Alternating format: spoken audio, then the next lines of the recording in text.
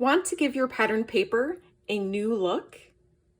Hi, I'm Jessica Taylor from Ink It Up with Jessica, and in this video, I'm going to show you how to do the faux silk technique with patterned paper and tissue paper. When I first learned the faux silk technique years ago, we actually stamped our images directly onto the tissue paper, then we crumpled it up and glued it onto white cardstock. And the results were actually quite striking, so you may want to give that a try. I'm always looking for new ways to use my pattern paper though, so for these cards, I decided to change up the faux silk technique a bit and put plain tissue paper over my floral pattern papers to give them a more muted look. You could also stamp images on cardstock and then cover it with tissue paper if you wanted to. But I think it looks pretty good with the pattern paper, and that's quick and easy. Okay, so here's how I did it. You're gonna start by picking your patterned paper. I found that bold, dark colors will show through your tissue paper better.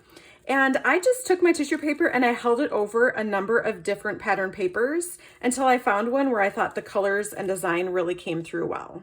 You can cut your pattern paper into a square or rectangle, or you can add your tissue paper and then cut out your image with a die, like I did for this one. Once you have your pattern paper, you want to cut your tissue paper to be larger than your pattern paper, and you're just gonna crumple it up. Now we add glue, and you're gonna put it over your entire piece of pattern paper. You can use this multi-purpose liquid glue if you like it. I always make a huge mess with it, so I actually prefer to use a good old-fashioned glue stick. The silicone craft sheet is great for putting underneath your pattern paper because if you go off the edges with your glue, it easily wipes off of that sheet later. So then I'm just gonna cover this whole piece with glue.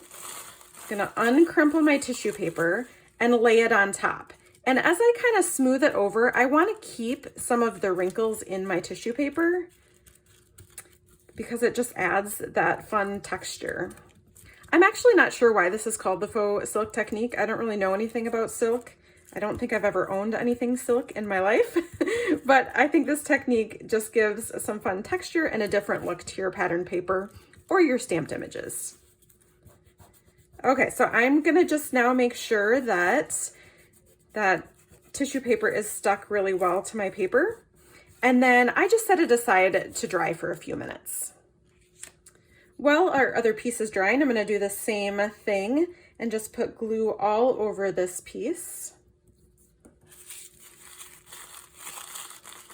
And make sure that your tissue paper is crumpled up enough, and then kind of lay it out and just push it down. Maybe start with a few taps. And then you can, if you get too big of, I don't know, a crinkle in some spots, you can always pick it up and kind of reposition it.